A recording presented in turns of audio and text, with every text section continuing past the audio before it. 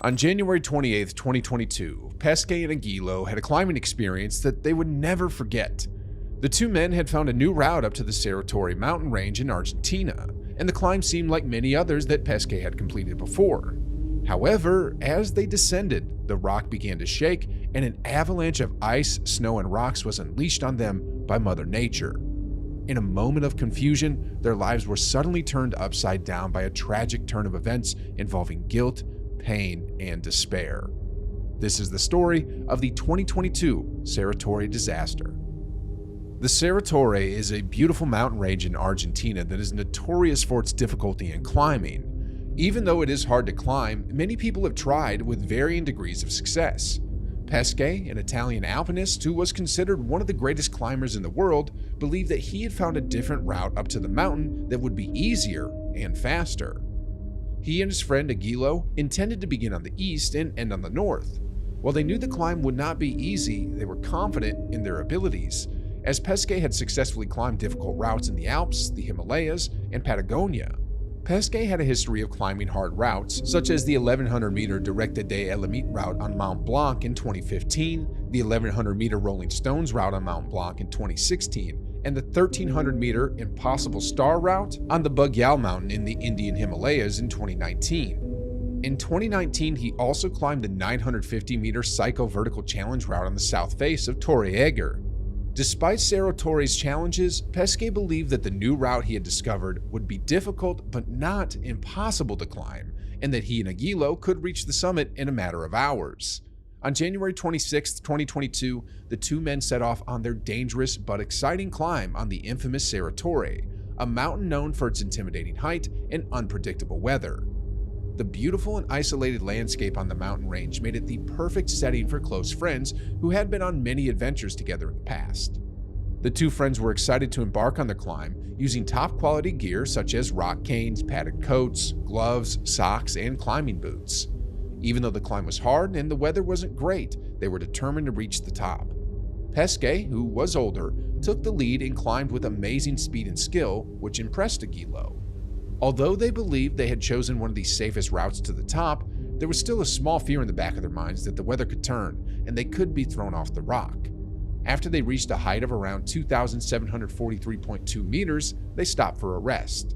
As they kept climbing, they met Matteo della Bordella, David Bucci, and Matteo D'Acamo, three Italian climbers who were also trying to reach the summit via the new route. Excited to share their experiences with like-minded individuals, they decided to finish the last 304.8 meters together, with Pesce leading the way. Despite being known as one of the most skilled climbers they had ever seen, Pesce had something else on his mind as they reached the summit the next day. It had been one of the most challenging climbs of their lives, but they had finally succeeded. Pesce knew that it would be best to begin their descent at night when the rocks would be more stable than during the day. He shared this idea with his friends as they took a much-needed rest after reaching the summit. While Aguiló thought it was a good idea, he was also anxious about it and unsure if he had the strength and agility to begin the descent so soon. Pesce, on the other hand, seemed confident in his ability to continue. While Aguiló was uncertain about Pesce's ability to continue, he trusted his judgment, and if he believed they should begin the descent, then that is what they would do. Aguiló agreed with Pesce, but when they shared their plan with the rest of the group, the other climbers were not as enthusiastic about it. The other Italians needed more time to process their achievement and were not keen on commencing the descent so soon. Pesce understood their hesitation and decided that he and Aguiló would begin the descent the next morning before dawn. That morning, as planned, he and Aguiló left the rest of the group at the summit. They took the southeast ridge, also known as the compressor route, for the descent. Pesce had a feeling of unease, but he tried to push it aside and focus on getting back to solid ground safely. It was dark and cold, but they slowly made their way down, hoping to reach the bottom before noon. However, disaster was on its way. Pesce initially thought that he had heard the sound of rocks shaking in the distance and signaled for Aguiló to stop moving. They listened for more sounds, but heard nothing. Despite being experienced mountaineers, situations like this can still be frightening. When they didn't hear any more sounds, Pesce signaled for them to continue. As he reached out to the rock for support, he felt it rumble beneath his hands.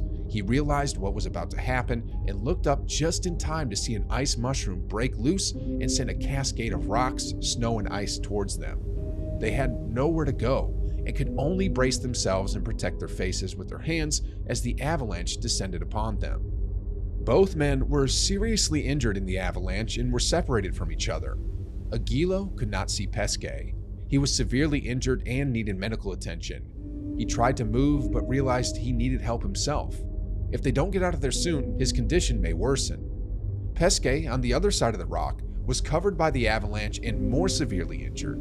He couldn't move or speak and lay there in pain, hoping to be rescued. Aguiló shouted Pesce's name, but didn't know if he was alive. He called for help, but realized their equipment was lost in the avalanche.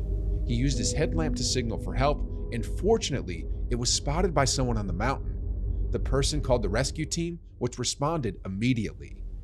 The rescue team, led by Huber, searched for the person who had sent the SOS signal using a headlamp. They were unable to locate them.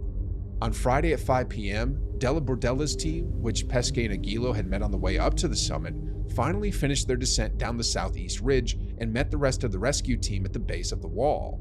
Upon learning about the accident, Della Bordella used his drone to locate Aguiló's location. The drone flew around for several minutes before finding him, and it was determined that a quick rescue was necessary. Della Bordella and the rescue team searched for Aguiló and found him at midnight. Some team members descended with him, while Della Bordella and Chai Li stayed on the wall to look for Pesce. Despite the storm and having only one rope, they waited on the triangular snowfield for any sign of Pesce until 3 a.m.